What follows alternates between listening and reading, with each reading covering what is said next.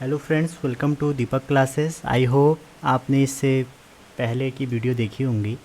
आज हम एक बहुत इम्पॉर्टेंट सीरीज़ शुरू कर रहे हैं, जो कि 2-3 सीरीज़ हमारी ये साल भर चलेंगी। एक जेई की और एक एनसीईआरटी एग्जाम्पलर की, जिसमें मैं आपको क्लास 11th और क्लास 12th के एनसीईआरटी एग्जाम्पलर के सारी प्रॉब्लम का सोल्यूशन कराऊँगा, टॉपिक वाइज उससे रिलेटेड कंसेप्ट बताऊँगा। जो आप देखें, अगर आप आज इस सीरीज़ को करें सेल्फ, आप देखें कि कितने क्वेश्चन आपके यहाँ से डायरेक्ट एज इट इज़ उठा लिए जाते हैं। तो बने रहिए चैनल पे और एक कॉपी पेन उठा लीजिए, वीडियो को पॉज कीजिए, उसके बाद क्वेश्चन करने की कोशिश कीजिए, ठीक है। और एक बात इम्पॉर्टेंट ये है, ये सीरीज़ वही बच्चे फॉलो करें जो पहले से अंडरस्टैंडिंग रखें एनसीईआरटी की, या उनको थोड़ा बहुत पता है पहले से, नहीं तो उनको ये समझ में नहीं आएगी और फ़ायदा कम मिलेगा। चलिए शुरू करते हैं बिना कुछ फालतू बात करके। आपने चैनल को सब्सक्राइब, लाइक और अपने दोस्तों को शेयर ज़रूर कीजिए जो पढ़ने वाले हैं। पढ़ने वाले दोस्तों को शेयर कीजिएगा और लाइक, सब्सक्राइब, शेयर करना ना भूलें। शुरू करते हैं पहला क्वेश्चन। आज हमारा क्लास 11th का पहला चैप्टर है यूनिट एंड मेजरमेंट। ये हम आज एक सिंगल वीडियो में पूरा डिस्कस करेंगे और जो क्या है देखते हैं। पहला क्वेश्चन है एनसीईआरटी एग्जाम्पलर का, the number of significant figure in, पूछ रहा है आपसे कि कितने सिग्निफिकेंट फिगर हैं इसमें। तो अगर मैं आपको सिग्निफिकेंट फिगर बताने से पहले रूल बता दूं तो आप बहुत जल्दी इस क्वेश्चन का जवाब देंगे। तो कुछ रूल हैं, जैसे कि ये लिखे हुए हैं मैंने, all non zero digit are significant. ये रूल आपको एनसीईआरटी में मिलेंगे और वहीं से लिए गए हैं। ये रूल नंबर फर्स्ट है, ठीक है। जितने भी नॉन जीरोज होते हैं वो सिग्निफिकेंट होते हैं, चाहे आप विद जीरोज लीजिए चाहे आप विदाउट जीरोज लीजिए। फॉर एग्ज़ाम्पल, जैसे मैं आपसे कहूँ 1, 2, 3, तो ये सारे क्या हैं, विदाउट डेसिमल हैं, तो ये सब हमारे सिग्निफिकेंट हैं। और कुछ कहूँ अगर जैसे 1.235, तो ये डेसिमल के साथ हैं, तो ये भी हमारे क्या हैं, सिग्निफिकेंट हैं। तो पहला रूल ये है हमारा कि जितने भी नॉन जीरोज होते हैं वो सारे सिग्निफिकेंट होते हैं। क्लियर है। सेकेंड रूल है हमारा, all zeros between two non zero. That means चाहे डेसिमल हो या ना हो, 0, 0, 3 लिख दिया मैंने आपसे, तो ये नॉन जीरो है, ये भी नॉन जीरो है, इसके बीच में जितने भी जीरो जाएंगे वो सारे सिग्निफिकेंट होंगे, ठीक है।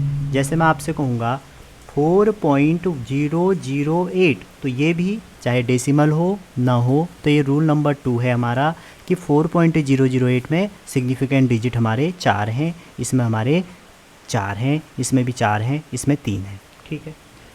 अच्छा, सिग्निफिकेंट डिजिट में हम क्या होता है, जब भी हमें कोई नंबर दिया रहेगा तो सिग्निफिकेंट फिगर क्या होते हैं, जो भी डेसिमल से पहले नंबर हैं। जैसे मान लीजिए कोई नंबर यही है, तो ये हमारा क्या है, ये सर्टेन नंबर है। तो सिग्निफिकेंट फिगर जो होते हैं हमारे डेसिमल से पहले वाला, ये हमारा सर्टेन है, ये सिग्निफिकेंट होगा। और डिजिट के बाद में जो पहला है, जो हमारा डिजिट है यहाँ से पहला है, ये हमारा सिग्निफिकेंट होगा। बाकी ये अनसर्टेन है, तो ये हमारा डेसिमल में है, तो हम उसको राउंड ऑफ करेंगे कितने हैं, ठीक है। वो हमारी किसी नंबर की वैलिडिटी को बताता है, कितने सर्टेन हैं कितने अनसर्टेन हैं। 2 रूल आपको समझ में आ गए होंगे। थर्ड रूल है, अगर नंबर लेस देन 1 है, दैट मीन्स ये जो रूल है हमारा, ये है लीडिंग जीरो का। जो ये हमारा रूल है, ये कौन सा वाला है, लीडिंग जीरो का या इनिशियल जीरो का। जैसे कोई भी नंबर है आपका, जैसे क्या है 0.002, तो जो लीडिंग जीरो होते हैं हमारे, लीडिंग जीरो हमारे सिग्निफिकेंट नहीं होते हैं, ये वाले हमारे सिग्निफिकेंट नहीं होंगे। क्लियर है। तो हमारा यहाँ पर कितने होंगे, सिर्फ और सिर्फ एक सिग्निफिकेंट फिगर होगा।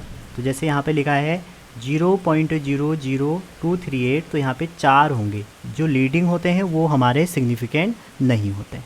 क्लियर। सेकेंड रूल जो काफ़ी इंपॉर्टेंट है, टर्मिनल जीरो या टेलिंग जीरो। जो टेलिंग जीरो होता है वो सिग्निफिकेंट होता है, ठीक, लेकिन उसमें डेसिमल होना चाहिए। समझ रहे हैं। जैसे मैं आपको एक एग्जांपल दूं, 2.300, तो मैं आपसे ये कह रहा हूँ, जैसे 2.300 है, इसमें जो टेलिंग जीरो है ये सिग्निफिकेंट होगा। क्लियर। और 2 सिग्निफिकेंट डिजिट के बीच में, क्योंकि ये भी तो सिग्निफिकेंट है और ये भी सिग्निफिकेंट है, इसके बीच में जो भी आए, चाहे 0 आए, चाहे 3 आए, चाहे कोई भी नंबर आए, 0 को भी इंक्लूड करके वो भी सिग्निफिकेंट हो जाएंगे। दैट मीन्स 4 होंगे यहाँ पे सिग्निफिकेंट। इसका मतलब यह है कि लीडिंग जीरो तो आपके सिग्निफिकेंट नहीं होते हैं, लेकिन टेलिंग जीरो आपके सिग्निफिकेंट होते हैं, ठीक है। उसके बीच में जितने भी जीरो होंगे वो भी सिग्निफिकेंट में काउंट आ जाएंगे रूल नंबर 2 से। ये रूल नंबर 2 क्या कहता था कि zeros between two non zero digit are always significant. तो और अब इतना कर ही रहे हैं आप, एक रूल और कर लीजिए। जैसे मैं आपको बताऊं, नेक्स्ट जो रूल है हमारा वो ये है, जैसे जो 10 की पावर होंगी वो कभी भी सिग्निफिकेंट नहीं होगी। जैसे 2.3 इंटू 10 टू दी पावर मैंने 1 लिखा, तो ये 10 की पावर 1 2 3 4 -1 -2 ये सिग्निफिकेंट नहीं होंगे, क्योंकि हम सारे नंबरों को साइंटिफिक नोटेशन में ऐसे ही रिप्रेजेंट करते हैं। क्लियर है? आगे चलते हैं। तो इसमें सिग्निफिकेंट कितने हो जाएंगे? 2 हो जाएंगे। अगर कोई भी प्योर नंबर है या कांस्टेंट है इन फिजिक्स में, वो उसकी जो सिग्निफिकेंट डिजिट होंगे, उसमें सिग्निफिकेंट नंबर होंगे, वो इनफाइनाइट होंगे। जैसे मैंने आपसे पूछ दिया how many significant figure in speed of light, मैंने वैल्यू नहीं दिया आपको। अगर मैं वैल्यू दूंगा 3 इंटू 10 टू दी पावर 8 में कितने सिग्निफिकेंट होंगे, तो आप कहोगे 1। लेकिन जैसे ही मैं आपसे कहूँगा कि स्पीड ऑफ लाइट में कितने होंगे, तो इनफाइनाइट। जैसे मैं आपसे कहूँगा पाई में कितने होंगे, तो पाई में भी इनफाइनाइट। ठीक है, तो ये हमारे रूल थे। अब हम पहले क्वेश्चन में चलते हैं। तो यहाँ पर आप देख सकते हैं, यहाँ पर लीडिंग जीरो है या नहीं है। एक बार ये बता दूँ मैं आपको, इनिशियल जीरो तो आप समझ गए होंगे, 1 2 3 4, तो इसमें तो 4 होंगे। लेकिन मैं आपको एक बात बता दूं, जैसे मैं 2 एग्जांपल दे रहा हूं आपको, 0.0014 एक, 0.001400 2, 1400। इसमें आपको सिग्निफिकेंट डिजिट बताने हैं। तो आपने इतना तो दिमाग में बिठा दिया होगा, या आपको याद करने की चीज़ें हैं कि जो लीडिंग जीरो हैं ये सिग्निफिकेंट नहीं होते हैं, तो इसमें कितने होंगे? सिर्फ 2। यहाँ पे देखिए आपने पढ़ा टेलिंग जीरो ऑलवेज सिग्निफिकेंट, ये तो सिग्निफिकेंट नहीं होंगे, ये होंगे। और जो लीडिंग नहीं होगा टेलिंग होगा, तो टेलिंग में ये होगा तो ये ऑलरेडी हो जाएगा, क्योंकि 2 नॉन जीरो के बीच में जो जीरोज होता है वो सिग्निफिकेंट होता है। तो यहाँ पे कितने हो जाएंगे? 4। तो मैंने आपसे कहा है ये तभी होगा, टेलिंग जीरो तभी सिग्निफिकेंट होगा जब डेसिमल होगा। यहाँ पे तो डेसिमल है ही नहीं, तो यहाँ पे कितने सिग्निफिकेंट होंगे बताइए? ओनली 2। ये सिग्निफिकेंट नहीं होंगे। जब डेसिमल होगा तब हमारा टेलिंग जीरो सिग्निफिकेंट होगा। ठीक है, अब जैसे मैं आपको एग्जांपल दूं, 0.0069000, तो आपसे इसमें सिग्निफिकेंट पूछेंगे, तो आपने डेसिमल चेक किया, हाँ किया, तो आपने कहा ये तो सिग्निफिकेंट नहीं होंगे, तो बचे ये 2 होंगे। अब आपने रूल क्या पढ़ा? Telling zero significant. क्लियर है? तो 2 नॉन जीरो के बीच में, क्योंकि ये भी सिग्निफिकेंट है और ये भी सिग्निफिकेंट है, तो ये सारे क्या होंगे? सिग्निफिकेंट। तो काउंट कीजिए, 1 2 3 4 5 6 यहाँ पे हो जाएंगे। चलिए next question, the sum of number in appropriate significant figure. तो क्वेश्चन नंबर 2 है कि जो इनका सम निकालना है वो क्या होगा। तो निकालते हैं। पहला नंबर दिया है 43.32। सेकेंड है, जैसे आप बचपन में डेसिमल करते थे वही कीजिए, 227.2। थर्ड है 0.301। इसका आपको सम करना है। तो जैसे आपने बचपन में सम किया वैसे आप निकालिए। ठीक है, तो जब आप सम निकालेंगे तो क्या आएगा? 1 का 1, 2 का 2, ये 8 पॉइंट और क्या बचेगा? 366। अब क्वेश्चन है कि एप्रोप्रिएट सिग्निफिकेंट। अब मैं आपको एक बात बता दूं, एडिशन में हम कैसे देखते हैं, सब्ट्रैक्ट में कैसे देखते हैं। हम देखते हैं कि डेसिमल के बाद जब हम डेसिमल यूज़ कर रहे हैं नंबर में, कितने सिग्निफिकेंट हैं? कितने हैं? 2। इसमें कितना है? 1। डेसिमल के बाद, इसमें डेसिमल के बाद 3 है। तो जब हम सिग्निफिकेंट नंबर के साथ एलिमेंट्री का ऑपरेशन करते हैं, दैट मीन्स हम एडिशन, सब्ट्रैक्ट, प्रोडक्ट, डिवाइड करते हैं, तो उसके 2 टाइप के रूल हैं। अगर हम एडिशन करेंगे तो हमें लीस्ट सिग्निफिकेंट डेसिमल देखना है, वो वाले हमें वैल्यू लगानी है। और अगर हम प्रोडक्ट करेंगे तो हम पूरे नंबर में देखेंगे कि किस में लिस्ट है। क्लियर है? रिपीट कर रहा हूँ, प्रोडक्ट और डिवीजन में पूरे नंबर में देखेंगे कि लीस्ट सिग्निफिकेंट कितने हैं, वही आंसर में बनाएंगे। एडिशन एंड सब्ट्रैक्ट में डेसिमल के बाद देखेंगे कि किस में लीस्ट डेसिमल प्लेस है, ठीक है, उतने रखेंगे। जैसे यहाँ पे हमारा क्वेश्चन है कितना है लीस्ट 1, तो आंसर में डेसिमल के बाद कितना रखेंगे 1, तो आंसर क्या होगा 663.8, तो सही आंसर है हमारा सी।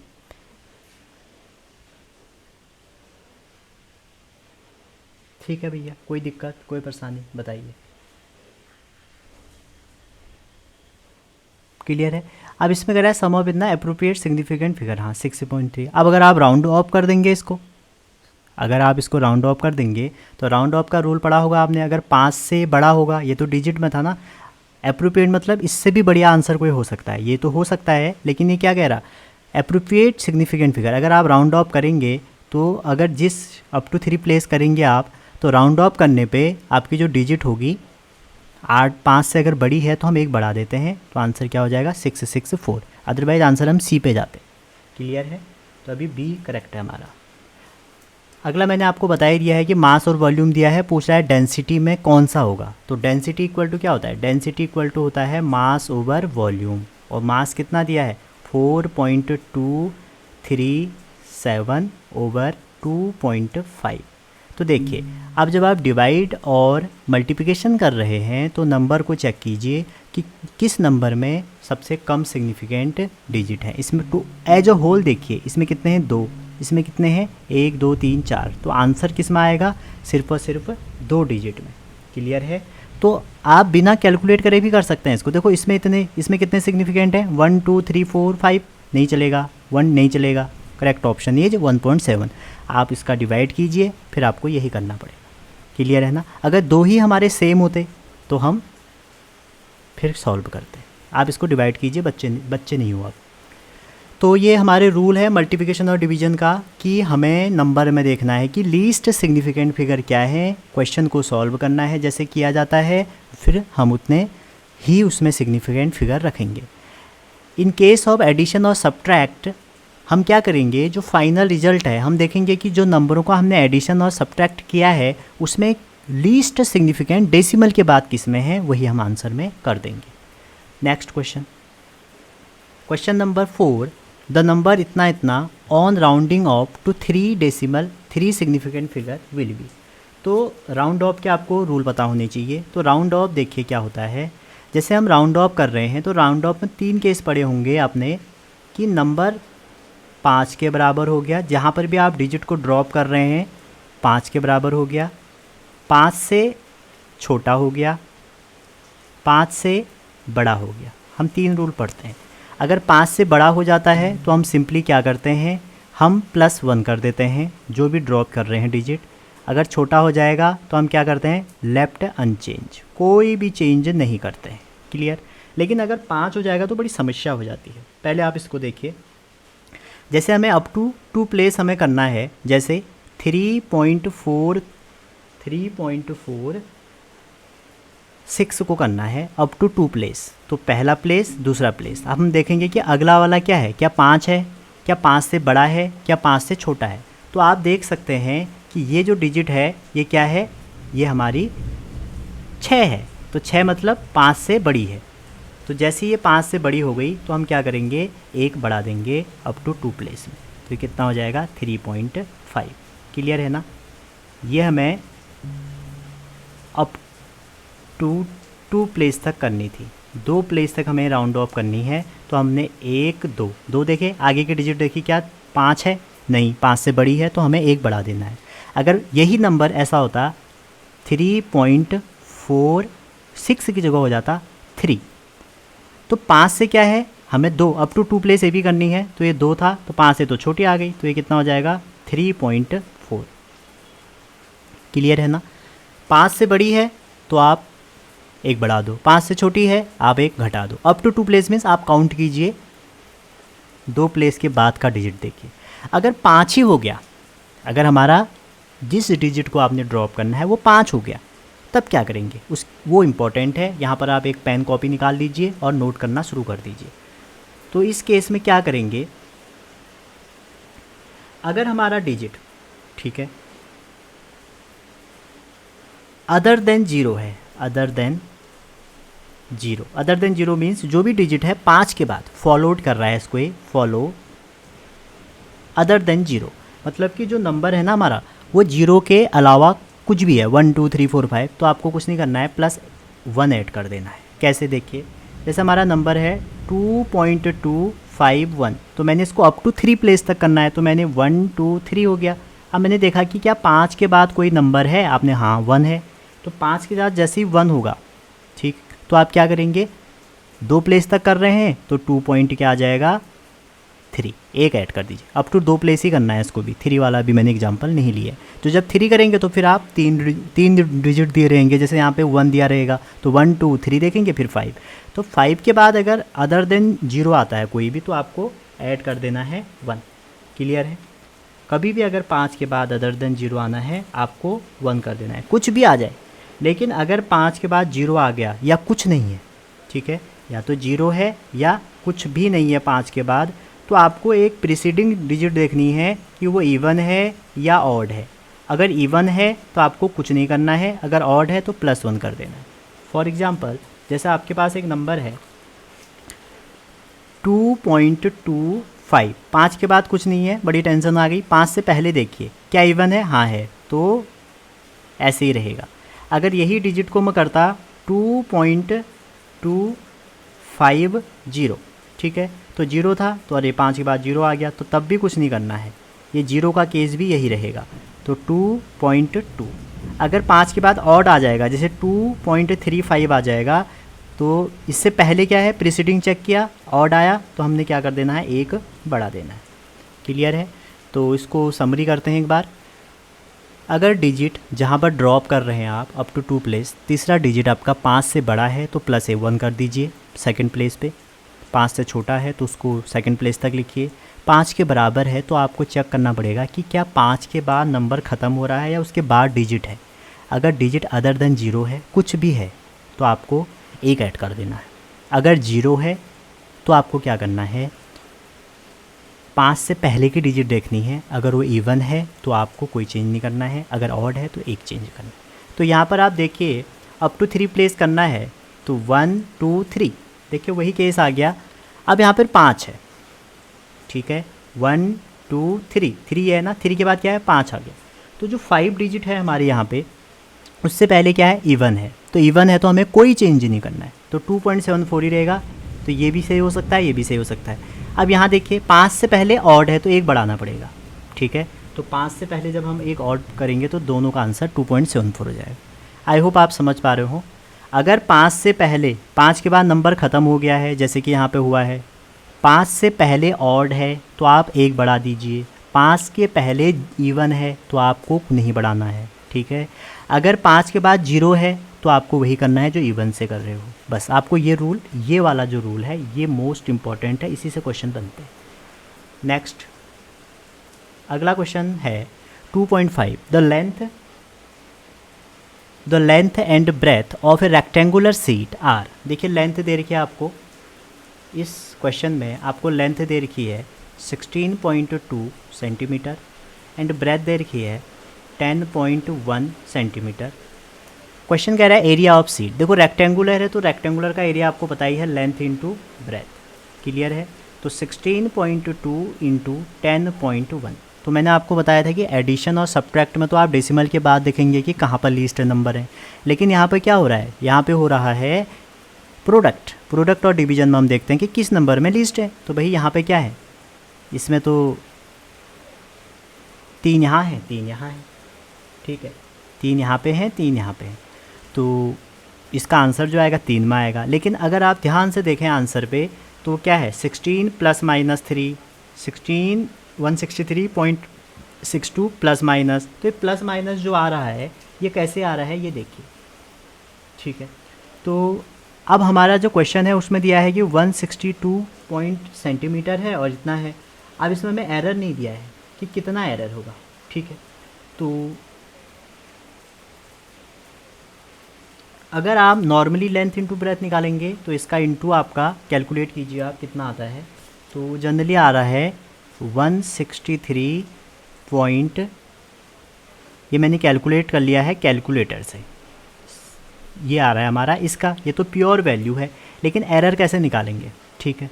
अब आप यहाँ पर देखिए, यहाँ पर हमें दिया नहीं है, वैसे हमको एरर दिया रहता लेकिन यहाँ पे दिया नहीं है, तो हम क्या लेते हैं, जनरली इसमें जो एरर होगा, आपने लिस्ट काउंट का कंसेप्ट पढ़ा होगा, एरिया को या लेंथ को, बड़ी लेंथ है ना, सेंटीमीटर वाली लेंथ है, तो हम इसको किससे नापेंगे, मीटर स्केल से, और मीटर स्केल का लिस्ट काउंट कितना होता है, उसका लिस्ट काउंट होता है 0.1। तो लेंथ और इसमें हम अगर मीटर स्केल का कंसेप्ट लें तो इतना ही तो एरर रहेगा, 0.1 सेंटीमीटर। अगर वर्नियर लेते तो फिर एमएम में, और या 0.1 एमएम या 0.01 एमएम रहता। तो मैं एज्यूम कर रहा हूँ क्योंकि यहाँ पे दिया नहीं है, वैसे दिया रहेगा एग्जाम में आपको, तो ये मीटर स्केल से ही नापी जाएगी लेंथ और ब्रेथ को, ठीक है। तो उसमें एरर कितना होता है, 0.1 सेंटीमीटर। तो जब आप इसके एरिया में निकालेंगे तो यहाँ पे एरर एनालिसिस हमने पढ़ी है कि अगर z equal to A B है तो इसमें एरर निकालना है, क्योंकि जो हमारा आंसर है, या आप z मत लीजिए, इसको एरिया लीजिए क्योंकि एरिया है, तो एरिया इक्वल टू क्या होता है, लेंथ इंटू ब्रेथ। तो हमने ये वाली तो एरिया की वैल्यू निकाल दी है, हमें आंसर किस टर्म में दिया है, a प्लस माइनस डेल्टा ए। तो डेल्टा ए निकालने का तरीका क्या है, यहाँ पर आप एरर एलजेब्रा लगा दीजिए। तो जब भी इंटू में होता है तो कितना एलजेब्रा होता है ये, क्योंकि ये यहाँ पर ड्राइव करने का भी टाइम नहीं है, आपने पढ़ा होगा कि प्रोडक्ट में ये होता है। अगर एल अपॉन बी डिवाइड होगा तब भी यही होगा, पॉजिटिव होगा एरर। एडिशन में होगा तो दोनों के एरर को ऐड कर देंगे, सब्ट्रैक्ट होगा तो प्योर वैल्यू तो माइनस ही करेंगे जैसा है, लेकिन एरर ऐड करेंगे, ठीक है। अभी मैं बता दूंगा आगे। तो यहाँ पे डेल्टा एल और डेल्टा बी की वैल्यू रखते हैं, आंसर आ जाएगा। तो डेल्टा एल कितना है 16.2 और डेल्टा एल मैंने लिया है 0.1 प्लस, सॉरी डेल्टा एल ऊपर है, गलत लिख दिया मैंने, 0.1 और नीचे हो जाएगा 16.2 और यहाँ पे हो जाएगा 0.1 10.1, ठीक है। इसको हम सॉल्व करते हैं तो ये इधर जाएगा, ये इस साइड जाएगा, और उसके बाद जो डेल्टा ए हो जाएगा हमारा वो हो जाएगा 0.1 ओवर 16.2 प्लस 0.1 ओवर 10.1 इंटू, ये ए इधर जाएगा, ए की वैल्यू आप निकाल ही चुके हो 62। इसको आप अगर कैलकुलेट से कैलकुलेटर करोगे या खुद भी कैलकुलेट करोगे तो ये आपका आएगा, मैं कैलकुलेटर से कर रहा हूँ, साहब आपसे बोल रहा हूँ, आप इसको खुद कैलकुलेट कीजिए, इतना मेरा ये आ रहा है, ठीक है।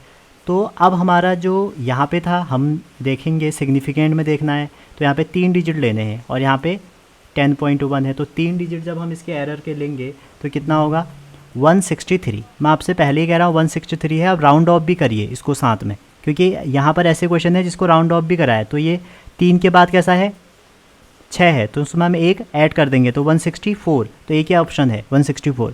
और ये वाला जो है इसको भी राउंड ऑफ करिए, देखिए दोनों आंसर राउंड ऑफ में करिए, ये अप टू 2 प्लेस है। जो हमारे सिग्निफिकेंट होते हैं डेसिमल में, वो डेसिमल का जो पहला है उसको और डेसिमल से जो पहले वाले हैं वो सब एक साथ लिया जाते हैं, उसके बाद वाले अनसर्टेन होते हैं, वो सिग्निफिकेंट नहीं होते हैं अगर हम वैल्यू लिखेंगे। तो जब भी आप नीट में जेई में बैठेंगे तो राउंड ऑफ करना ना भूलें, ऑप्शन में देख लें कहीं राउंड ऑफ तो नहीं किया है, वहाँ पर साफ साफ लिखा है अप्रोप्रिएट सिग्निफिकेंट फिगर, बाद में आप क्लेम करोगे कोई फ़ायदा नहीं होगा। तो इसलिए इसका आंसर ये हो गया राउंड ऑफ करके, ठीक है। तो देखिए यहाँ पे सारे आपको घुमाने के लिए बना रखे हैं, तो ये आपका क्वेश्चन हो गया, बहुत अच्छा क्वेश्चन था। मैं आपको बताऊँ, अगर z इक्वल टू जेड है हमारा, उसमें एरर है z plus delta z plus minus, ठीक है। तो जैसे कोई भी एक a है, a डिजिट है, a डेल्टा a, और कोई b है b plus minus delta b, तो आपसे पूछा जाए कि a प्लस b में कितना एरर होगा, तो प्योर वैल्यू तो आप ऐसे ही निकालिए, जो क्या होगी, जो z के बराबर होगी, और जो डेल्टा z होगी वो एररों का आपको सम करना पड़ेगा, ठीक है। अगर आपसे मैं, ये तो एडिशन रूल है, अगर मैं सब्ट्रैक्ट रूल पूछूं तो सब्ट्रैक्ट रूल में हमें आपको प्योर वैल्यू तो माइनस करनी पड़ेगी, लेकिन डेल्टा जेड जो है वो आपको a माइनस बी करना पड़ेगा, क्लियर। अगर कोई नंबर इस फॉर्म में है, प्रोडक्ट फॉर्म में है या डिवाइड फॉर्म में है, तो आपको क्या करना है, इसमें जो एरर निकलता है उसका फॉर्मूला ये है, ये सब आपको एनसीईआरटी में मिल जाएगा और मैंने अपनी एनसीईआरटी सीरीज़ में भी बताया हुआ है, तो ये सब भी आप लगा सकते हैं, ठीक है। दोनों में यही होगा। अगर किसी की पावर फॉर्म में होगा, जैसे a की पावर p, b की पावर q, ऐसे ही अगर c की पावर r, तो आपको कुछ नहीं करना है, पावर बाहर लेनी है, जो भी दिया है आपको उसका रिलेटिव एरर ले लेना है, माइनस यहाँ पे नहीं चलेगा, याद रखना एरर हमेशा ऐड किए जाते हैं, आर डेल्टा सी ओवर सी, तो ये होगा हमारा डेल्टा जेड ओवर जेड। कभी कभी इसको रिलेटिव एरर भी कह देते हैं, इसमें 100 का इंटू करने पे बोथ साइड परसेंटेज एरर भी बन जाता है। तो ये क्विक रिवीजन था, आई होप आपने पढ़ा है, इसलिए मैंने पहले ही कह दिया है आप इसको तभी देखें जब आपने थोड़ी बहुत एनसीईआरटी पढ़ी हुई हो। नेक्स्ट क्वेश्चन है, which of the following pair of physical quantity does not have same dimensional quantity. ऐसे क्वेश्चन बहुत ज़्यादा पूछे जाते हैं नीट में, ठीक है। अभी जेई में भी देखा इस बार पूछे गए थे। तो देखिए, work torque, angular momentum, Planck constant, tension, surface tension, impulse, linear momentum, तो सबकी आप डायमेंशन निकाल सकते हैं। और मैंने जो जेई की अपनी प्लेलिस्ट बताई है उसमें एक लिस्ट बना के दी है आपको, आप उसको रट भी सकते हैं। तो यहाँ पर हम ट्राई करते हैं, वर्क की डायमेंशन आपको पता होगा, वर्क इक्वल टू क्या होता है, वर्क इक्वल टू होता है फोर्स इनटू डिस्प्लेसमेंट। तो कुछ डायमेंशन आपको याद होनी चाहिए, mlt-2 और एक डिस्टेंस से ml2। और दूसरा हमें क्या दिया है, दूसरा हमें दिया है टॉर्क, और टॉर्क का आपको फॉर्मूला पता होगा, tau equal to force into distance, ठीक है। तो ये देखो, ये भी फोर्स इनटू डिस्टेंस है, ये भी फोर्स इनटू डिस्टेंस है, तो दोनों की डायमेंशन सेम आएगी, तो ये तो सेम वाले हो गए। प्लैंक कांस्टेंट और एंगुलर मोमेंटम, एंगुलर मोमेंटम की कैसे निकालेंगे, L इक्वल टू mvr, और प्लैंक कांस्टेंट की निकालेंगे E equal to h nu, ये भी अगेन सेम पेयर है। Tension and surface tension, tension जो होता है वो फोर्स होता है, और सरफेस टेंशन क्या होता है, फोर्स पर यूनिट लेंथ। तो करेक्ट ऑप्शन हमारा ये है, ये सारे सेम ये तीनों हमारे सेम वाले हैं, ठीक है, इनकी सेम डायमेंशन होती है। और जो यहाँ पर हमारा जिसकी सेम डायमेंशन नहीं होती है वो ऑप्शन हमारा सी वाला है, ठीक है। तो सी करेक्ट ऑप्शन है। Next question, measure of two quantity along the precision of respective measuring instrument is इतना और इतना, ए और बी दिया है, the value of A B will be. तो आपसे ए बी की वैल्यू पूछिए, तो मैं फिर बताऊंगा आपको। देखिए यहाँ पर ए बी क्या है, प्रोडक्ट है, हमें जो ए बी दिया है वो यहाँ पे प्रोडक्ट है। z equal to A B है, तो जब आपको एरर के साथ इसकी वैल्यू चाहिए तो क्या चाहिए, z, और डेल्टा z भी तो चाहिए। तो डेल्टा z कैसे निकलेगा, डेल्टा z निकलेगा एरर एनालिसिस से। ये तो आप शायद चुटकियों में ही निकाल देंगे। a कितना है, z इक्वल टू ए दिया है आपको, ये वाला पार्ट a है, ये वाला डेल्टा, ये सॉरी b है, तो 2.5 इंटू 0.10। तो इसको जब आप इंटू करेंगे तो आपका आंसर कितना आ जाएगा, 0.25, ठीक है। तो इसमें भी दो प्लेस हैं, इसमें भी दो प्लेस हैं, तो इसको हमें सिग्निफिकेंट में इतना ही रहेगा, 0.25। क्लियर। अब देखिए 0.25 सब में है, तो आपको क्या निकालना पड़ेगा, डेल्टा z। तो z इक्वल टू हमें एक एक्सप्रेशन ऐसा दिया रहेगा, तो जब हम एरर निकालेंगे तो कैसे निकलेगा, देखिए z equal to delta a, सीधा सीधा मैं आपको बता रहा हूँ कैसे निकालेंगे। रिलेटिव एरर इससे पहले भी मैं डिस्कस कर चुका हूँ, ये तो बहुत टाइम लग जाएगा। तो आपको डेल्टा ए दिया है, जब भी कोई ऐसे क्वेश्चन दिया जाता है तो इस फॉर्म में दिया जाता है, a plus minus delta A, b plus minus delta b। तो डेल्टा ए कितना है, 0.5, a कितना है 2.5, डेल्टा b कितना है 0.01, और डेल्टा b कितना है 0.10। और यहाँ पे जो डेल्टा z है ये तो आपको निकालना है, इसकी वैल्यू कितनी निकाल लिया आपने, 25, ठीक है।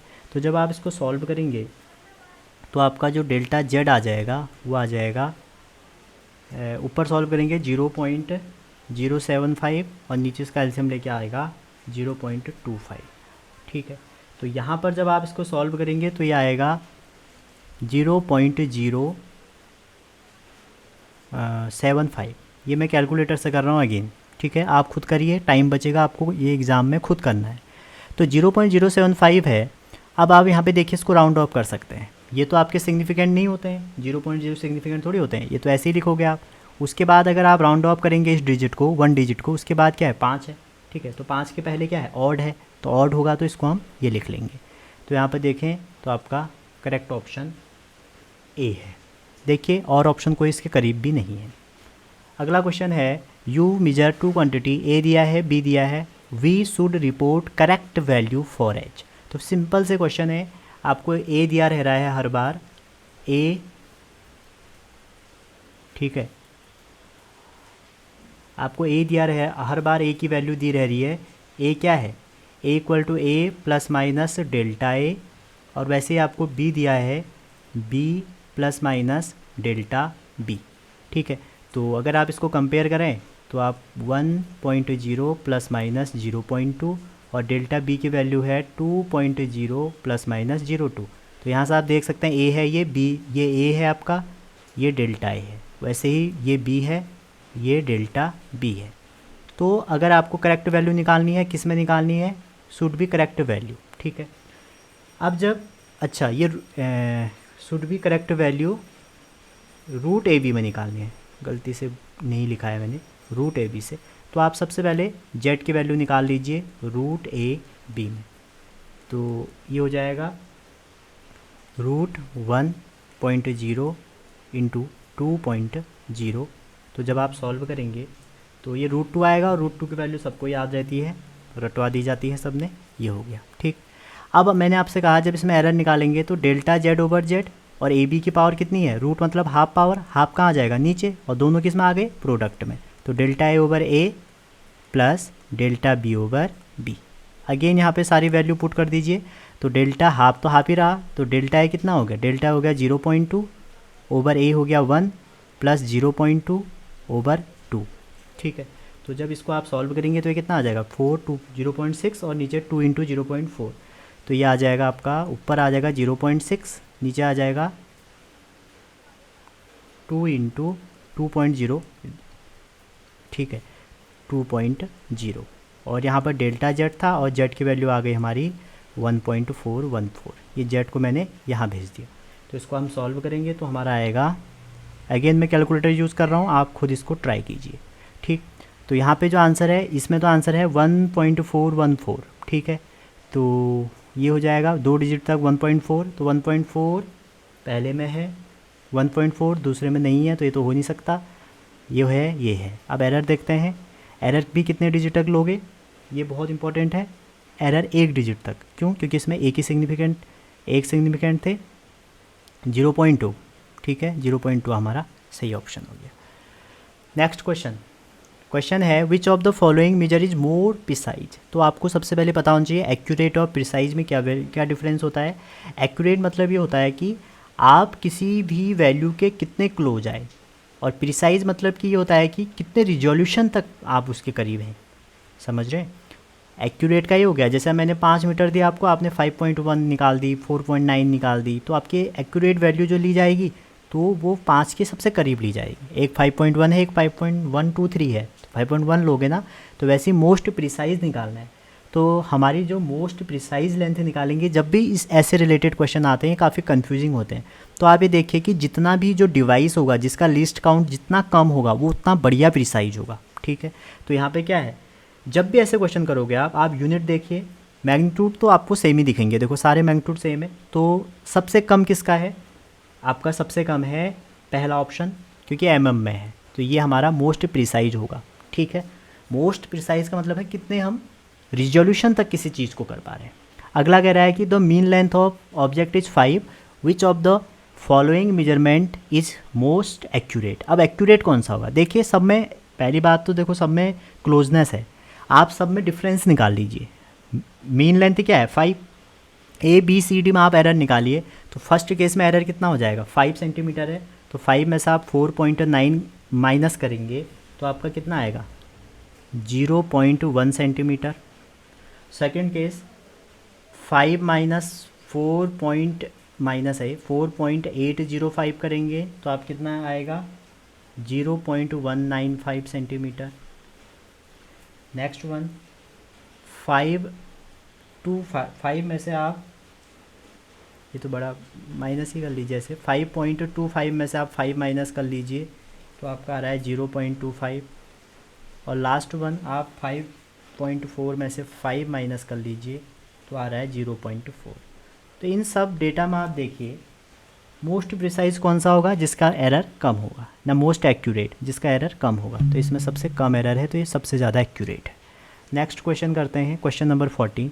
आपको यंग मॉडुलस दिया है, ठीक है, व्हेन एक्सप्रेस इन सीजीएस। अब देखो ये डायमेंशन एनालिसिस का बहुत इंपॉर्टेंट एक एग्जांपल है कि जब भी आपको एक सिस्टम से, वन सिस्टम से अनदर सिस्टम में जाना है, ठीक है, किसी एक सिस्टम से आपको अनदर सिस्टम में जाना है, तो आप क्या करेंगे, आपको पता है कि एन यू कॉन्स्टेंट होता है, कोई भी फिजिकल क्वांटिटी का जो एन यू है, numerical value into unit, constant होता है। तो दो सिस्टम पे लगा लीजिए। तो जैसे आप दो सिस्टम पे लगाएंगे, एक को आप ऐसा ही मान लीजिए, एक को आप सीजीएस मान लीजिए, वहाँ से आप वैल्यू निकालिए। जैसे यहाँ पे दो सिस्टम है, एक ऐसा ही है, मुझे कैसे पता ऐसा ही है, क्योंकि y इक्वल टू आपको जो वैल्यू दी है 1.9 इंटू 10⁻11 और क्या दिया है, न्यूटन -2, ठीक है। तो ये एसआई यूनिट है, न्यूटन एसआई में होती है। और जाना कहाँ है भाई, जाना है सीजीएस में। सीजीएस में जो वैल्यू होगी वो हमको पता नहीं है क्या होगी, ठीक है, लेकिन यूनिट हमको दी है। देखिए क्या दी है,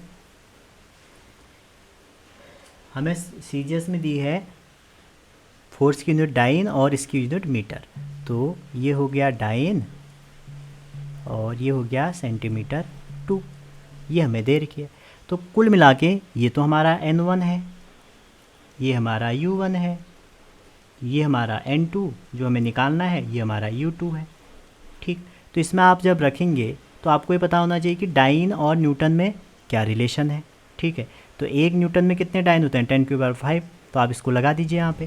तो इसको ऐसा ही ले लेते हैं, इसको सीजीएस ले लेते हैं, तो लगाते हैं और N2 निकालते हैं, N1 U1 over U2 equal to N2।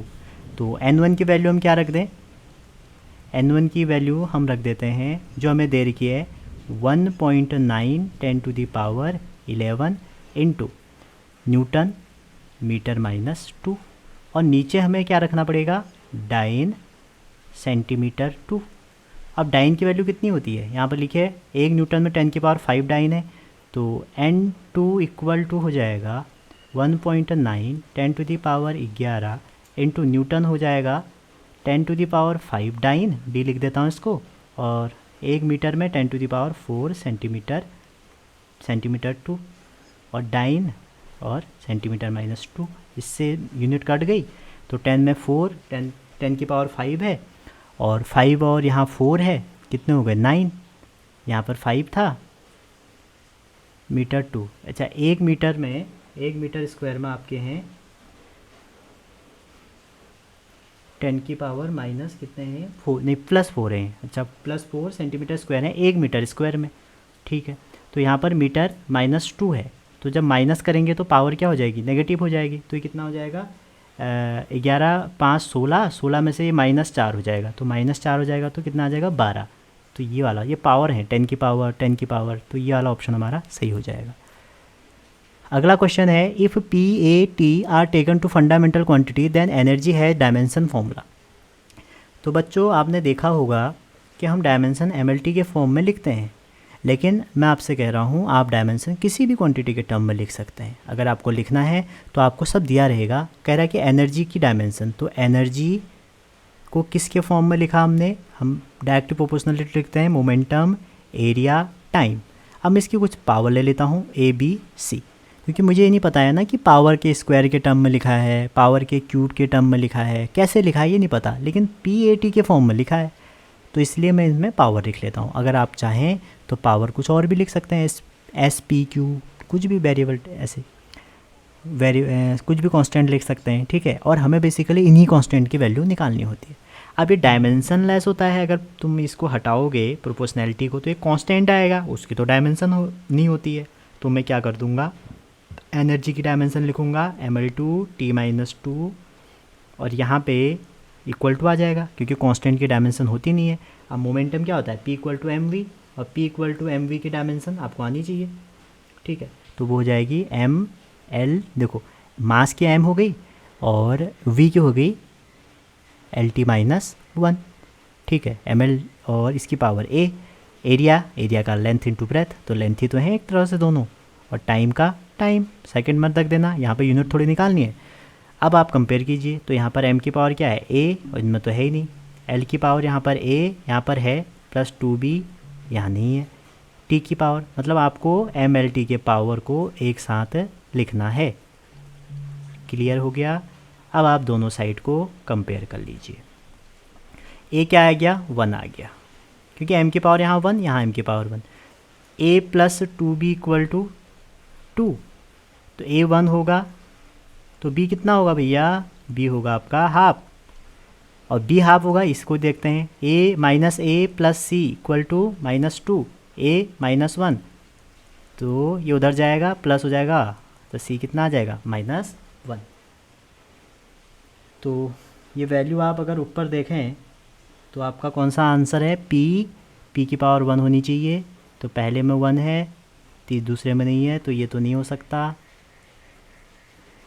b हमारी किसकी पावर है, एरिया, तो एरिया की पावर हाफ होनी चाहिए पॉजिटिव का और t का, तो करेक्ट ऑप्शन इसका जो है वो है डी। नेक्स्ट क्वेश्चन करते हैं।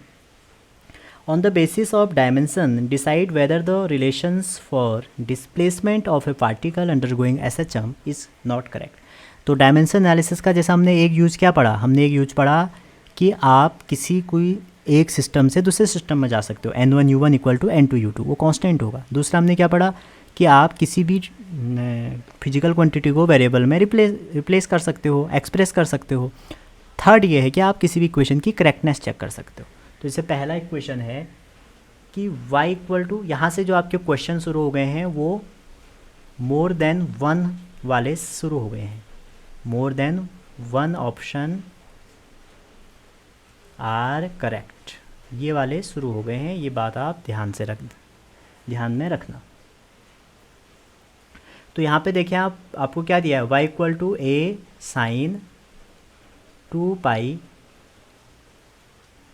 T over T.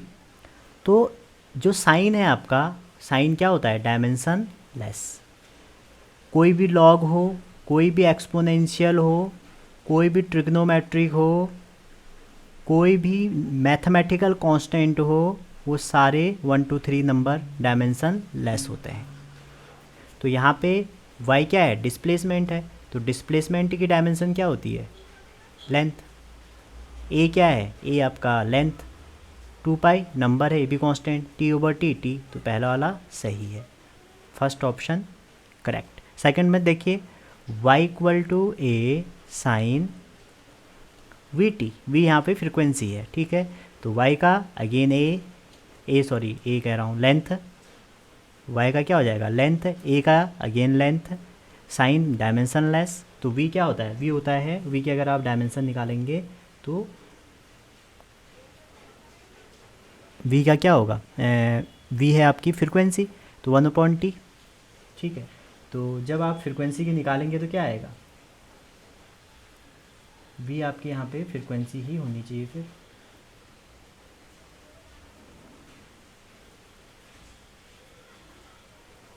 v है आपकी वेलोसिटी, सॉरी LT-1, इसमें ऐसा लिखा नहीं है लेकिन ये वेलोसिटी है, तो ये LT-1 हो जाएगी और यहाँ पर एक t की t हो जाएगा।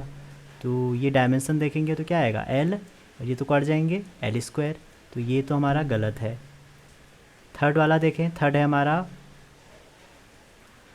y equal to sine a by T, typing mistake कर दी इन्होंने, sign t by a।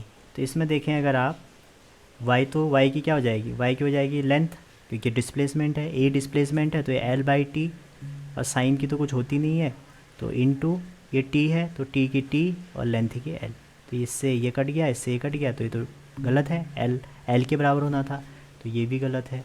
Third वाला है, ये देखिए इतना गलत लिखा है इन्होंने। थर्ड वाला जो है हमारा वो है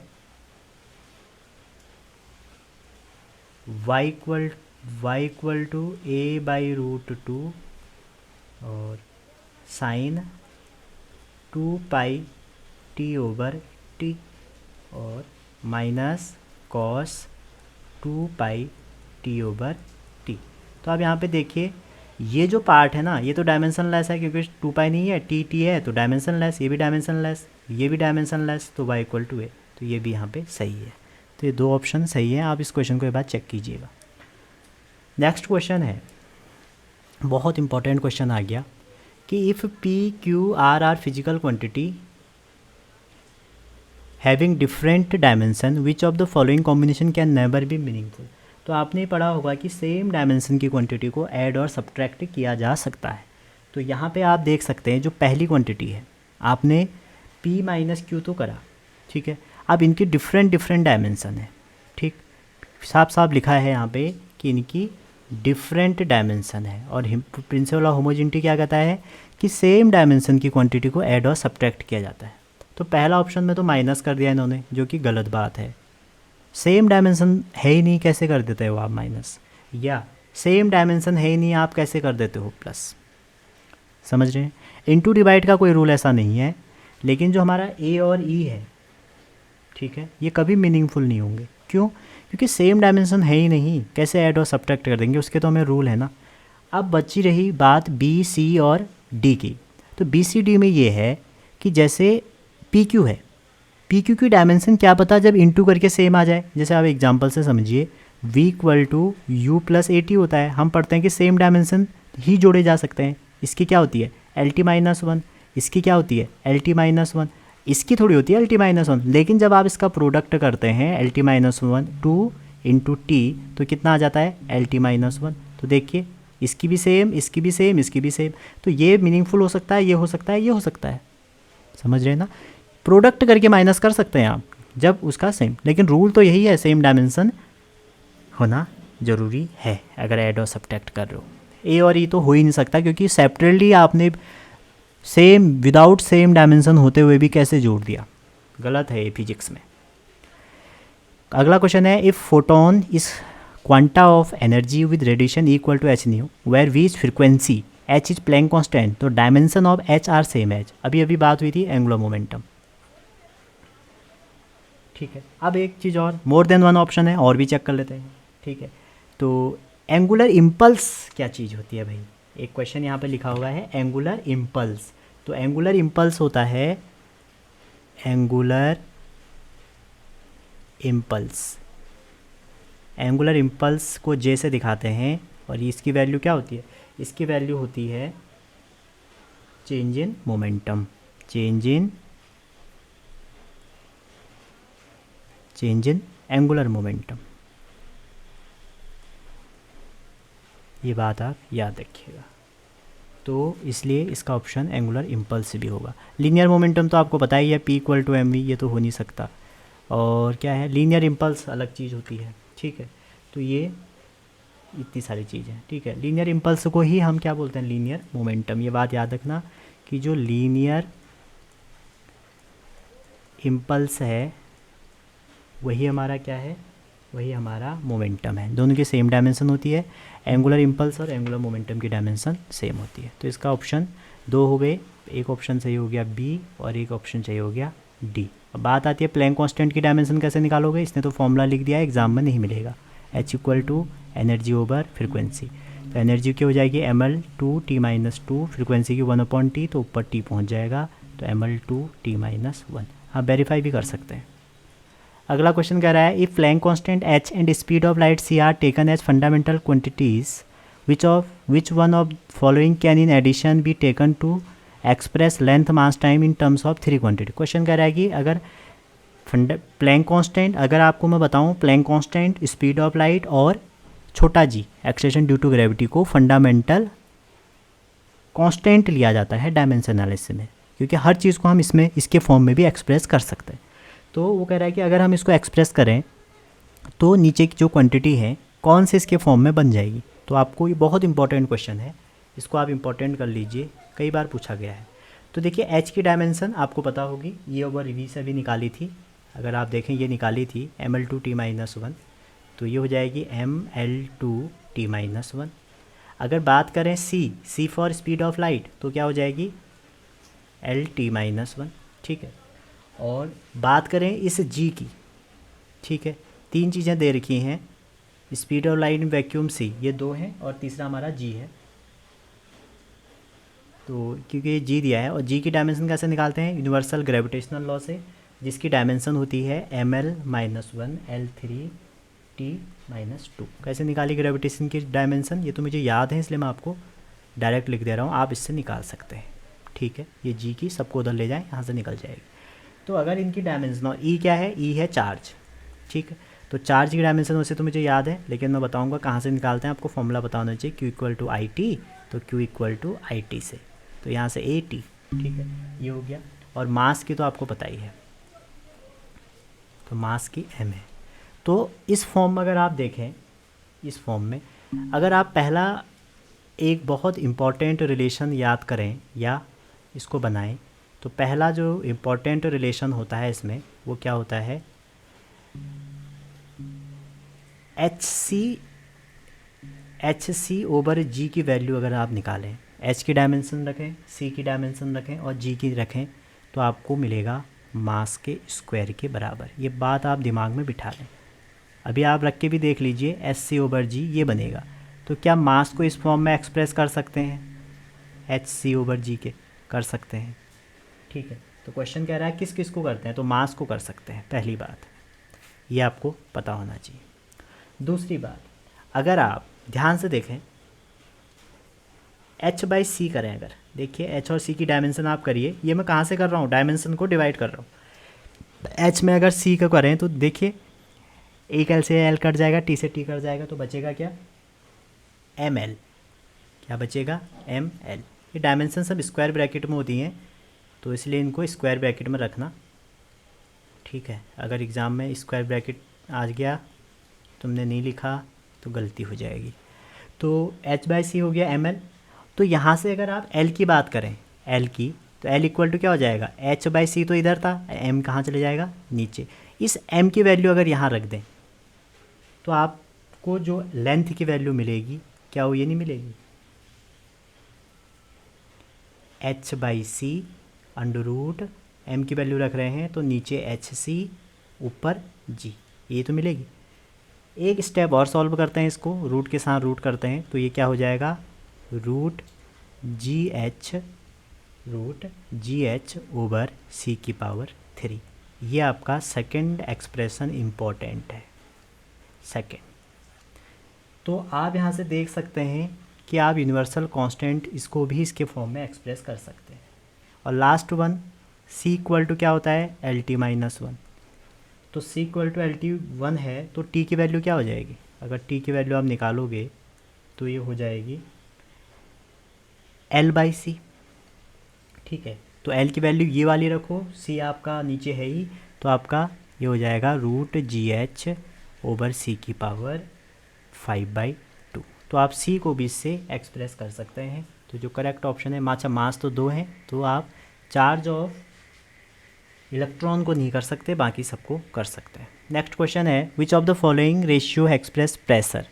तो आपने पढ़ा होगा प्रेशर क्या होता है, तो प्रेशर होता है force per unit normal area, ठीक है। तो प्रेशर इक्वल टू होता है force over area. More than one option correct होंगे, तो पहला तो सही है। अब बात आती है energy over volume, energy over area या फोर्स ओवर वॉल्यूम। तो देखिए अब इसको जब आप करेंगे तो फोर्स का अगर आप इसमें एक छोटा सा फोर्स में अगर आप डिस्टेंस का इंटू कर लीजिए, ओवर एरिया में भी आप डिस्टेंस का इंटू कर लीजिए, दोनों में कर लीजिए, कोई फ़र्क थोड़ी पड़ेगा। तो एरिया इंटू डिस्टेंस क्या होता है, एरिया इंटू लेंथ होती है वॉल्यूम, और फोर्स इंटू डिस्टेंस क्या होता है, फोर्स इंटू डिस्टेंस होता है वर्क। और वर्क की जो डायमेंशन होती है वही हमारी एनर्जी की होती है। तो इसको हम कैसे लिख सकते हैं, एनर्जी ओवर वॉल्यूम। ये तो आपकी कंसेप्चुअल बात है, मैंने इसको कर दी। तो इसका दूसरा ऑप्शन बी सही हो गया। अगर आपको ये समझ में नहीं आया तो आप डायमेंशन निकाल लीजिए चारों ऑप्शन की, जो प्रेशर की डायमेंशन के बराबर होगा वही सही होगा। अगला क्वेश्चन कह रहा है which of the following are not unit of time. तो आपको पता होगा एक लाइट ईयर बराबर होता है 9.46 इंटू 10⁻11। और वैसे इसको हम पढ़ते हैं तो ये पढ़ते हैं distance that light travel in 1 second with speed of c 3 × 10⁸। तो ये इसकी जो यूनिट है, ये हमारी क्या है, लाइट ईयर है, तो ये मीटर में आएगा। तो ये तो डिस्टेंस की यूनिट है। अगली बात आती है पार्सेक। तो इसकी वैल्यू होती है, ये भी डिस्टेंस की यूनिट है, 3.08 10⁻16 मीटर। ये होता है distance eight which average radius of earth orbit sustain an angle of 1 parsec second. ये डेफिनेशन आपको एनसीईआरटी में मिल जाएंगे। और सेकेंड और जो ईयर है ये किसको रिप्रेजेंट करेगा? टाइम को। सेकेंड में क्या आता है? टाइम। और ईयर में क्या आता है? नॉर्मली जो आपका ईयर होगा वो भी तो टाइम को रिप्रेजेंट करेगा। तो ये कह रहा है कि नॉट यूनिट ऑफ टाइम, तो इसका करेक्ट ऑप्शन बी और डी हो जाएगा। क्वेश्चन कह रहा है वाई डू वी, अब मैंने ये भी थ्योरेटिकल क्वेश्चन रख दिए। क्वेश्चन कह रहा है why do we have different unit for same physical quantity. ठीक है, तो सिंपल सी बात है, जो हमारी कोई भी फिजिकल क्वांटिटी है उसकी बहुत वाइड रेंज है, जिससे हमें डिफरेंट यूनिट एक ही के लिए चाहिए। अब देखिए, आपने पाँव से एक ज़मीन नापी, आपने कहा 2 फुट है। आपने स्केल से एक छोटी सी अपने कार्डबोर्ड की जो वो नापा लेंथ, आपने कह दिया 2 सेंटीमीटर है। वहीं आप थोड़ा सा आगे चलें, आपने कहा कमरे की लंबाई इतनी है। कमरे से आप बाहर आए, रोड की किलोमीटर में आ गई, फिर और ऊपर आए तो बढ़ती गई ना। तो इसलिए हमें एक ही क्वांटिटी की जो क्वांटिटी है उसकी रेंज बहुत ज़्यादा है, तो अलग अलग रेंज के लिए हमें अलग अलग क्वांटिटी चाहिए, जिसको हम अलग अलग यूनिट चाहिए। तो इसलिए हमें बहुत सारी यूनिट की ज़रूरत पड़ती है। जैसे आप सिंपल समझ लो केजी, ग्राम, छोटे से लेके हम बड़ा, सोने रत्ती में और छोटे छोटे यूनिटों में नपता है। वहीं आप आलू प्याज ले लो, फिर वो किलो में नपता है। उससे ऊपर चले जाओ आप, उससे ऊपर जाओगे आप, वो टन में, कुंटल में। इसलिए बहुत ज़्यादा रेंज है क्वांटिटी की, तो इसलिए हमें डिफरेंट यूनिट चाहिए। नेक्स्ट क्वेश्चन है 2.20 द रेडियस ऑफ एटम। देखो, अगर ये नहीं भी दिया है आपको याद होना चाहिए कि जो रेडियस होगा एटम का वो हमें दिया था रदरफोर्ड साहब ने। उन्होंने कहा था कि इतना होता है, और वही उन्होंने कहा जो रेडियस ऑफ न्यूक्लियस होगा, ठीक है, वो 10⁻⁻15 मीटर होता है। तो क्वेश्चन कह रहा है कि how many magnitude higher is the volume of atom as compare to nucleus. तो दोनों की वॉल्यूम निकाल दो, तो volume of atom over volume of nucleus निकाल दो। और एटम और वॉल्यूम, इनका एटम और न्यूक्लियस को कैसा माना गया? स्पेरिकल। तो 4/3 पाई आर एटम का और 4/3 पाई आर न्यूक्लियस का। तो 4 इससे कैंसिल हो गया। तो आप जब इसको निकालेंगे तो R A over R N का क्यूब। तो ये आर ए कितना है? आर ए आपका है 10⁻⁻10 और आर न्यूक्लियस है 15 का क्यूब। तो इसको सॉल्व करेंगे तो बचेंगे कितने? 5। तो 5 का क्यूब, तो आंसर आ जाएगा 10⁻15। सिंपल क्वेश्चन था। ठीक है, बस याद रखना कि यूनिट सेम होनी चाहिए। अगर यहाँ पर मीटर और सेंटीमीटर में दिक्कत कर देगा तो पहले यूनिट को कन्वर्जन करना पड़ेगा, सेम यूनिट होना चाहिए।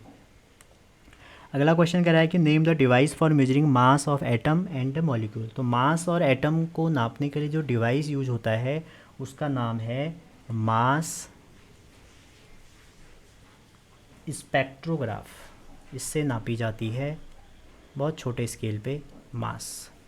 नेक्स्ट क्वेश्चन कह रहा है express unified atomic mass unit in KG.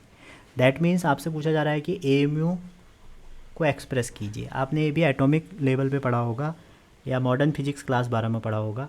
तो जो हमारा 1 AMU होता है, बहुत बार ये क्वेश्चन भी पूछा गया बहुत कंपटीशन में कि क्या होता है। तो 1/12 ऑफ मास ऑफ 1, याद रखना इस बात को, मास ऑफ 1 कार्बन एटम इसका होता है।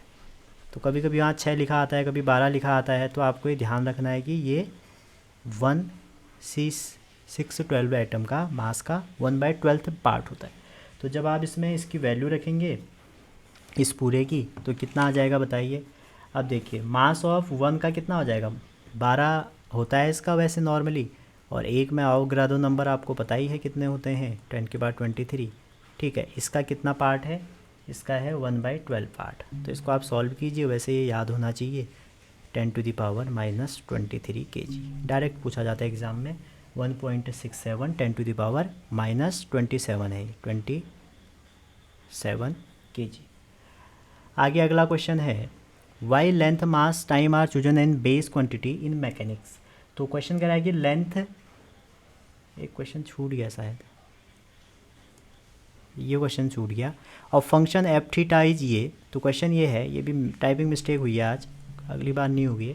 एफ थीटा इक्वल टू दिया है आपको 1 - theta plus theta square by 2 factorial plus या minus theta cube by 3 factorial, ये दिया है।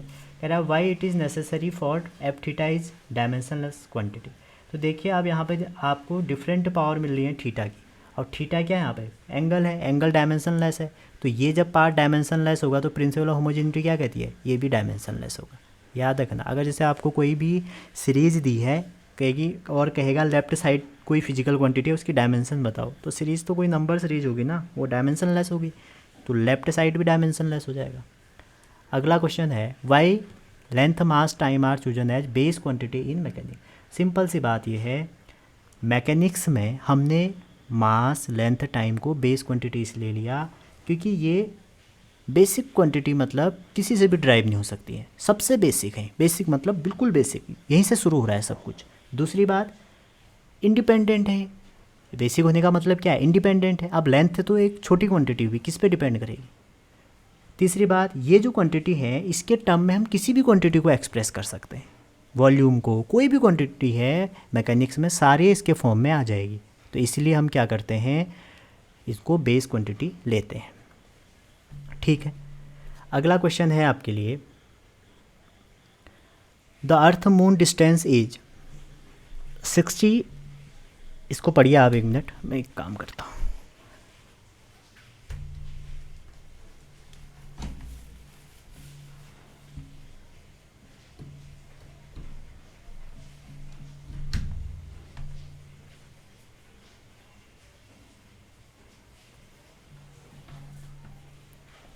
अगला क्वेश्चन है कि जो अर्थ मून सिस्टम है, डिस्टेंस है अर्थ मून सिस्टम का, वो 60 अर्थ रेडियस है। What will be diameter of earth approximately in degree as seen from moon. तो ये पूछ रहा है आपसे, मतलब एक क्वेश्चन जो है वो इस टाइप का है। मान लीजिए यहाँ पे आपकी मून है, ठीक है, ये आपका मून है, और यहाँ से आपकी अर्थ है, ये बड़ी ले लेते हैं थोड़ा सा इसको, ये अर्थ है, तो इसकी रेडियस हुई होगी कुछ अपनी आर ही मान के चलते हैं, ठीक है। और मून क्या आ रहा है, तो कह रहा है कि यहाँ से जो हमारा इस पर एंगल बन रहा है ये वाला, ये हमें पता करना है। और ये जो वैल्यू है ये दे रखी है कि 60 अर्थ रेडियस, तो 60 आर ही ले लेते हैं इसको, ये 60 अर्थ रेडियस बता रहा है ये वाली डिस्टेंस यहाँ से लेके यहाँ तक।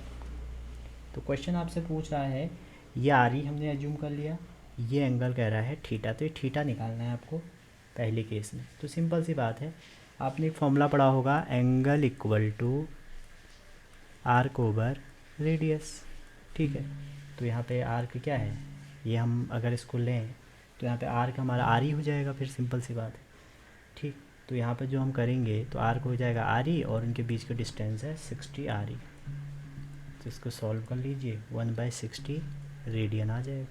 और डिग्री में निकालना है तो डिग्री में आपको पता ही है 180/पाई का इंटू कर दो, तो ये 3 से कट गया, तो 3/पाई आएगा, लगभग 1 डिग्री के आसपास। सेकंड कह रहा है, moon is seen to be 1/2 या half degree diameter from earth, what must be relative size compare to earth. तो सिंपल सी बात है, आप डायमीटर निकाल लीजिए। अगर डायमीटर दिया है आपको कि मून का 1/2 हाफ डायमीटर से देख रहे हैं, तो अर्थ इस सीन एज कितना, 2 डायमीटर, हाफ है तो 2 डायमीटर है, ठीक है, यहाँ पे साफ साफ लिखा है। तो जो सेकंड पार्ट है इसका वो क्या हो जाएगा, डायमीटर ऑफ अर्थ जो होगी आपकी, वो डायमीटर ऑफ मून का जो हमें रेशियो निकाल लेते हैं, आंसर आ जाएगा।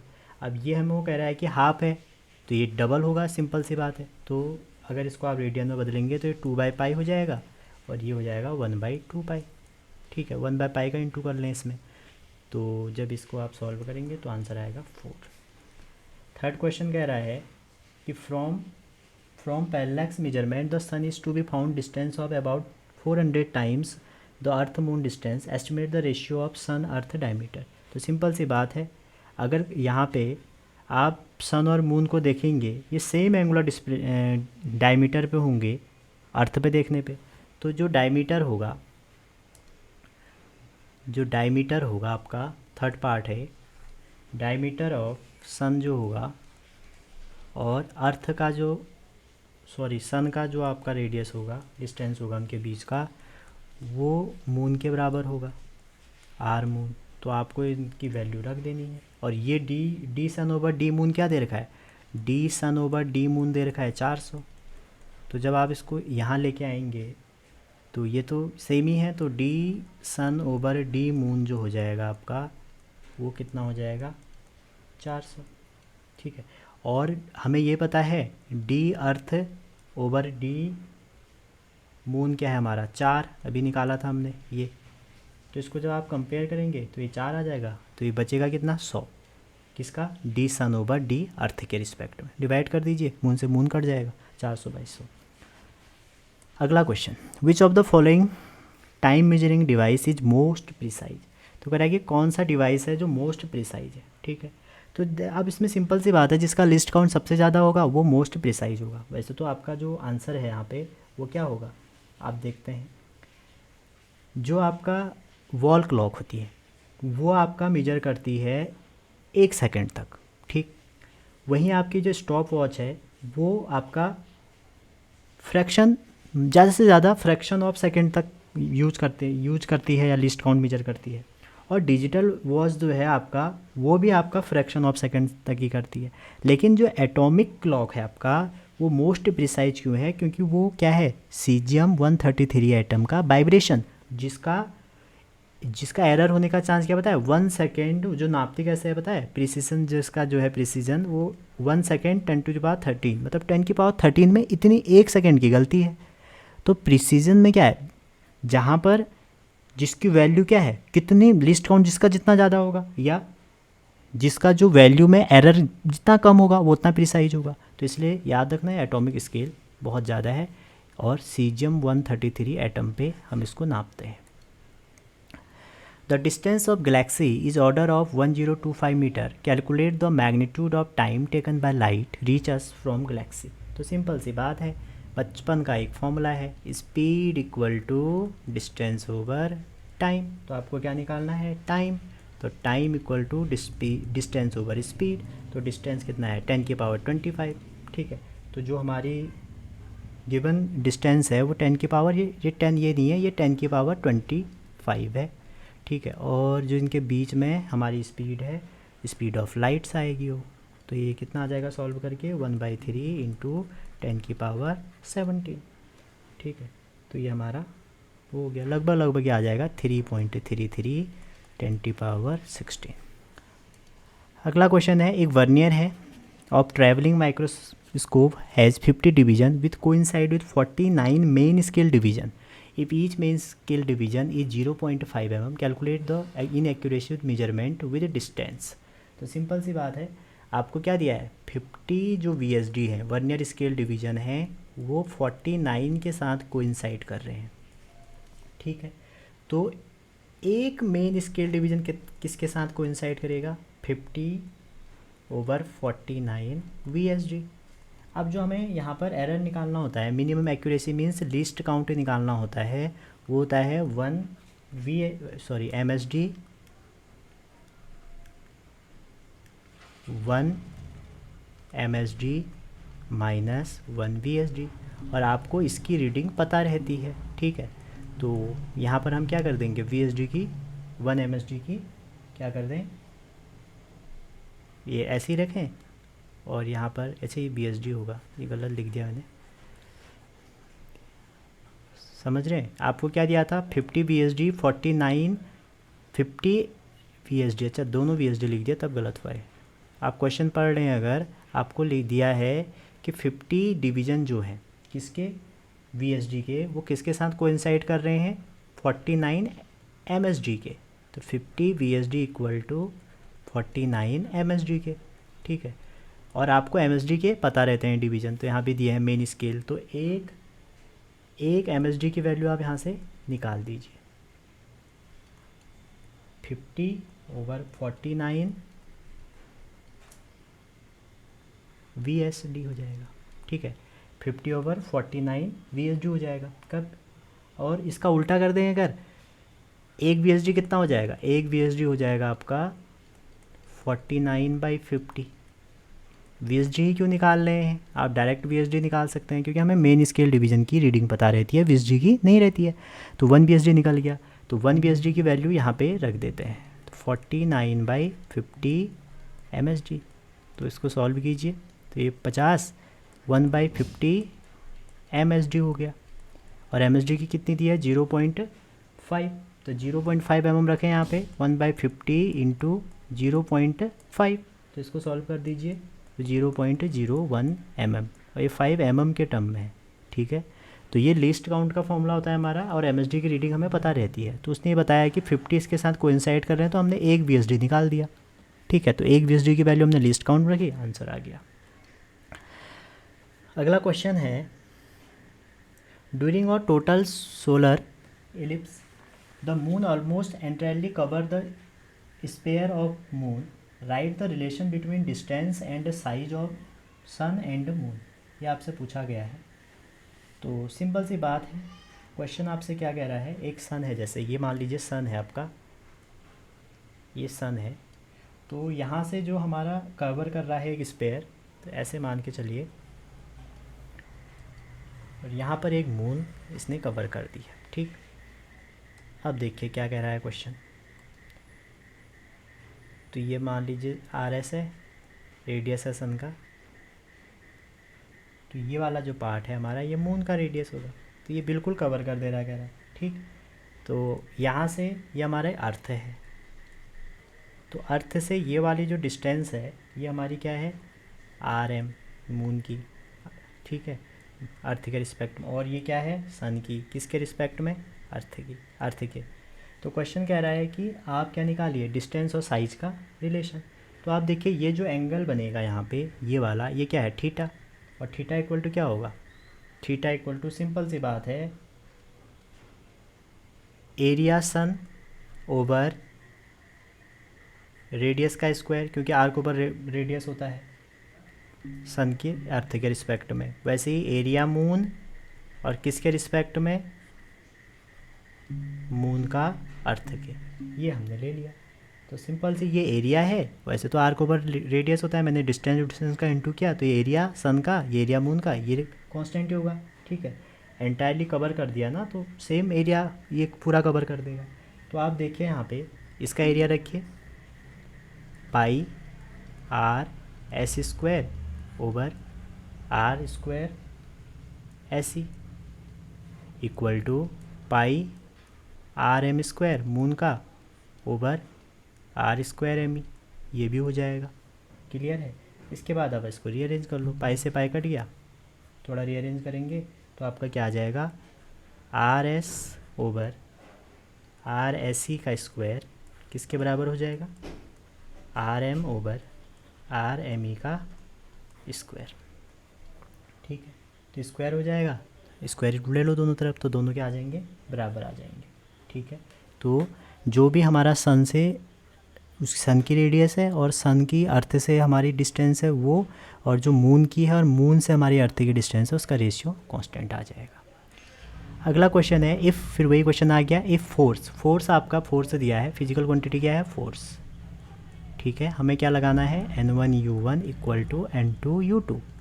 तो फर्स्ट केस में कह रहा है कि अगर फोर्स की जो यूनिट है, ठीक है, अब फोर्स की यूनिट आपको बताई है MLT-2 होती है। ठीक है, तो आपसे क्वेश्चन कर रहा है कि फोर्स जो है आपका वो है 100 न्यूटन। ठीक, और जो आपकी लेंथ है वो है 10 मीटर, और जो आपकी टाइम है उसका है 100 सेकेंड। तो कह रहा है what is the unit of mass in this system of unit. तो सिंपल सी बात है, आपको मास का निकालना है, तो आप क्या करें, मास की वैल्यू में, ठीक है, आपको तीनों दे रखे हैं, आप क्या करें, सब्स्टिट्यूट कर दें वैल्यू ऑफ L और T, कहाँ से करें, इन दोनों से L और T की वैल्यू पुट कर दें। तो देखते हैं किस में करेंगे, इसमें। तो मास को मास ही रहने दिया, L की वैल्यू क्या हो जाएगी, 10 इंटू 10 को 10 ही रहने दो, ये M है, और T हो जाएगा 100⁻²। ठीक है, इक्वल टू कितना था हमारा, ये फोर्स हमें दिया है 100, हमने यूनिट हटा दी, हमें सिर्फ और सिर्फ क्या चाहिए, वैल्यू। अब जब आप इसको सॉल्व करेंगे, क्योंकि मास की भी थी ना कुछ वैल्यू, मास और ये मिलके तो न्यूटन बनाते हैं, वो कट गए, तो मास कितना आ जाएगा, सॉल्व कर लीजिए इसको, 10⁵, 10⁵ kg में आ जाएगा। ठीक, अगला question, give an example of a physical quantity which have no unit. तो सिंपल सा क्वेश्चन है, एंगल जो क्वांटिटी है हमारे पास, एंगल में भी दो आते हैं, 2D में एंगल, प्लेन एंगल, आर्क कितना एंगल बना रहा है सेंटर पे, और प्लेन एंगल 3D में। ठीक है, तो एंगल एक ऐसी क्वांटिटी है जिसकी यूनिट तो होती है, यूनिट होगी, लेकिन डायमेंशन नहीं होगी। यूनिट मीन्स इसकी यूनिट होती है रेडियन, इसकी यूनिट होती है स्टेरेडियन। ठीक है, सेकंड क्वेश्चन कह रहा है कि ऐसी क्वांटिटी बताओ जिसकी यूनिट और डायमेंशन नहीं होती। तो जो रेशियो टाइप क्वांटिटी है हमारी, रेशियो, उनकी नो यूनिट, नो डायमेंशन। ठीक है, आगे कह रहा है कि कोई ऐसे कांस्टेंट बताओ, कांस्टेंट जितने भी फिजिक्स में कांस्टेंट होते हैं, जैसे gravitational constant, Planck constant, viscosity, ये जो जितने भी कांस्टेंट होते हैं हमारे, अवोगाड्रो नंबर, इनके सबकी फिक्स वैल्यू होती है और एक यूनिट डायमेंशन होती है। आगे कह रहा है कांस्टेंट विच है नो यूनिट। तो रेनॉल्ड नंबर एक ऐसा कांस्टेंट है जिसकी यूनिट नहीं होती है, क्योंकि वो रेशियो, वो एक नंबर है बेसिकली। ठीक है, अगला है calculate the length of arc. ये सिंपल सा क्वेश्चन आ गया, आपने इतने क्वेश्चन कर दिए हैं। तो एंगल इक्वल टू होता है आर्क ओवर रेडियस। तो आर्क कितना दिया है आपको, आर्क दिया है आपको निकालनी क्या है इसमें, कह रहा है कि सबटेंड एंगल दिया है आपको। ठीक है, और एंगल की वैल्यू है ये π/6 है, π/6। ठीक, तो ये तो π/6 हो जाएगा। अब यहाँ पे आप देखो, जो आपको रेडियस दी है वो कितनी है, 31 है। तो आर्क अगर लेंथ है तो रेडियस कितनी होगी, 31। क्लियर है, तो यहाँ से आप निकाल दो। तो L इक्वल टू क्या हो जाएगा, L इक्वल टू हो जाएगा 31 × π/6। ठीक है, सेंटीमीटर में आएगा, ये लेंथ है। तो इसको सॉल्व कर दीजिए, आंसर पाई की वैल्यू यहाँ पे क्या रखेंगे, 3.14। नेक्स्ट क्वेश्चन है calculate the solid angle subtended by periphery of an area इतना। देखिए, प्लेन एंगल का जो फॉर्मूला होता है 2D में, वो क्या होता है, प्लेन एंगल इक्वल टू होता है आर्क ओवर रेडियस। जबकि जो सॉलिड एंगल है उसका जो फॉर्मूला होगा वो होता है एरिया ओवर रेडियस का स्क्वायर। इसकी यूनिट होती है रेडियन, इसकी होती है स्टेरेडियन, और जबकि इनकी डायमेंशन नहीं होती है। तो यहाँ पे सिंपल सा आपको एरिया दिया है, एरिया की वैल्यू रख दी मैंने 1, और रेडियस दी है 5, तो 5 का हो जाएगा 25। तो 1/25 आप सॉल्व करेंगे तो हो जाएगा 4 × 10⁻² स्टेरेडियन। ठीक है, अगला क्वेश्चन कह रहा है the distance of progressive wave इतना है, वेर एक्स इतना है। तो कह रहा है write the dimension of omega and K. तो आपको क्वेश्चन दिया है y equal to a sine omega T minus K X. तो देखिए, ये तो डायमेंशन लेस होता है, तो y की जो डायमेंशन होगी वही a की भी होगी। क्यों, क्योंकि ये डायमेंशन लेस होता है, तो ये पूरा ही डायमेंशन लेस होगा ना साइन के साथ। तो y की डायमेंशन ये होगी, तो a क्या है, डिस्टेंस, तो a की डायमेंशन आपकी हो जाएगी l। ये बात आप समझ गए होंगे। ठीक, लेकिन आपको ये है कि आपको तो ओमेगा और के की वैल्यू डायमेंशन निकालनी है, तो ये डायमेंशन लेस होगी, इसके लिए इसको डायमेंशन लेस होना पड़ेगा। तो omega T minus K x जो होगा वो क्या होगा, डायमेंशन लेस। तो डायमेंशन लेस होगा तो वही डायमेंशन ओमेगा टी की होगी, तो वही के एक्स की होगी। ये तो होगा, जो डायमेंशन ओमेगा टी की होगी वही के एक्स की होगी। क्लियर, तो यहाँ से आप देखें, ये ओमेगा टी डायमेंशन लेस कब होगा, जब ये ओमेगा टी इनवर्स होगा। तो ओमेगा की डायमेंशन क्या होगी, टी इनवर्स। आपका ये वाला टर्म डायमेंशन लेस क्यों होगा, जब ये टी इनवर्स होगा, क्योंकि टी है। और यहाँ पर के की डायमेंशन क्या होगी, जब ये लेंथ का इन्वर्स होगा। जब आपका के लेंथ इन्वर्स होगा तभी ये एल से एल कट जाएगा, ये टी इन्वर्स होगा टी। तो ओमेगा की जो डायमेंशन होगी वो टी इन्वर्स होगी, जो लेंथ की होगी तो वो एल इन्वर्स होगी। तो सिंपल से दिख रहा है यहाँ पे, ये पूरा डायमेंशन लेस होता है। इसको डायमेंशन लेस होने के लिए इस बंदे को होना पड़ेगा। ये तभी होगा जब ओमेगा और के होंगे। तो ओमेगा के साथ टर्म क्या है, ओमेगा टी। तो T dimension less, omega T तब डायमेंशन लेस होगा जब ओमेगा टी इन्वर्स होगा। तो टी इन्वर्स इंटू टी 0 हो जाएगा। ठीक है, तो अगला क्वेश्चन है हमारा क्वेश्चन नंबर 35, 2.35। क्वेश्चन कह रहा है कि टाइम फॉर 20 ऑसिलेशन दिए हैं आपको ऑफ अ पेंडुलम, T1 दिया है, T2 दिया है, T3 दिया है। तो आपसे पूछ रहा है कैलकुलेट एक्यूरेसी। तो सिंपल सी बात है, T1 की वैल्यू दी है आपको, T2 की वैल्यू दी है आपको, T3 की वैल्यू दी है आपको। तो T1, T2, T3 जब आप निकालोगे तो वैल्यू कितनी होगी, 39.6 से आपको दी है सारी वैल्यू। सेकेंड ये दिया है आपको 39.9 सेकेंड, ये दिया है आपको 39.5 सेकेंड। तो जैसे आपको ये एरर वाले क्वेश्चन आते हैं, एब्सोल्यूट एरर आता है, परसेंटेज एरर है, तो आप सबसे पहले क्या करें, टी एवरेज निकालें, T1 plus T2 plus T3 over 3। तो एवरेज इसका निकालें, इनको सम करके मैं कैलकुलेट कर रहा हूँ, उसके बाद डिवाइड करके आ रहा है 39.7 सेकेंड। ये तो हमारा मीन आ गया। अब आपको एब्सोल्यूट एरर निकालना है। अगर अभी क्वेश्चन में तो कुछ और दिया है, निकालना है एब्सोल्यूट एरर में क्या करते हैं, जो भी मीन है उसमें से सारा एक एक बार घटा दीजिए मॉड के साथ। 39.9 ये 7 था, तो मैं ये मीन लिख रहा हूँ पहले, माइनस 39.9, किसी को भी किससे घटा दो, लेना तो मॉड ही है। 39.7 माइनस 39.5, तो ये एरर आप माइनस करके निकाल दीजिए। जैसे आप माइनस करेंगे तो आपका क्या हो जाएगा, 0.1 आ रहा है, 0.2 आ रहा है, 0.2 आ रहा है। अगेन ये वाला जो डेटा है आपका, जैसे T1 है तो ये वाला डेल्टा हो जाएगा delta T1, delta T2, delta T3। अब आप इसका एवरेज निकाल दीजिए। तो जैसे इसका आप एवरेज निकालेंगे स्टेप 2 में, डेल्टा 1, डेल्टा 2, डेल्टा 3 ओवर 3, और ये क्या हो जाएगा, डेल्टा T ऑफ मीन हो जाएगा। तो जैसे आप इसका वो निकालेंगे तो ये आ रहा है 0.17। मैं कैलकुलेट कर रहा हूँ थोड़ा टाइम बचाने के लिए, ये आ रहा है। तो यहाँ पे जो एक्यूरेसी है इसमें, तो इसको अगर आप राउंड ऑफ करें तो 0.2, तो ये जो है यही हमारा डेल्टा T मीन है। आप क्वेश्चन में देखें उसने कहा है कि व्हाट इज़ द एक्यूरेसी, तो एक्यूरेसी का मतलब है डेल्टा T मीन। तो जब भी आपके पास ऐसे एरर वाले क्वेश्चन आते हैं तो आप इसको ऐसे कर सकते हैं, ठीक है। एक थोड़ा सा इसका रोड मैप बता देता हूँ मैं आपको ऑब्जर्वेशन दिए हैं, जैसे A1, A2, A3, 3 ही ले रहा हूँ चलो। तो आपको एब्सोल्यूट एरर निकालना है, तो सबसे पहले आपको ए मीन निकालना है। ए मीन निकालना है, कैसे निकालेंगे, A1 plus A2 plus A3 by 3। A mean आ गया आपका, ठीक, ये लिख दिया मैंने। तो ये पहला स्टेप था। उसके बाद आप क्या करेंगे सेकंड स्टेप में, अभी रटने वाली चीज़ें हैं। ए मीन में से आप माइनस कर दीजिए A1 को, ठीक है, मान लीजिए आ गया डेल्टा A1। सिमिलरली ये मीन है, M लिख रहा हूँ मैं, ए मीन से फिर आप A2 को माइनस कर दीजिए, डेल्टा A2 आ गया।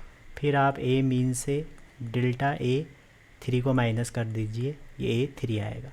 तो ये जो वैल्यू है ना बच्चों, ये वैल्यू है एब्सोल्यूट एरर की, क्योंकि यहाँ पर मॉड क्यों कर रहे हैं, एरर पॉजिटिव होते हैं। जैसे एब्सोल्यूट एरर आएगा अगेन फिर वही पहले जैसा स्टेप कंप्लीट कर लीजिए, डेल्टा A1, डेल्टा A2 और डेल्टा A3 अपॉन 3। तो इसका आप क्या निकाल दीजिए, आप इसका मीन निकाल दीजिए, तो डेल्टा A मीन आ जाएगा, ठीक है। तो डेल्टा A मीन जैसे आएगा तो आप क्या करेंगे, ये आपकी निकल गई एक्यूरेसी, जो इससे लास्ट वाले क्वेश्चन में पूछी थी, ठीक है। ये तीसरा स्टेप हो गया।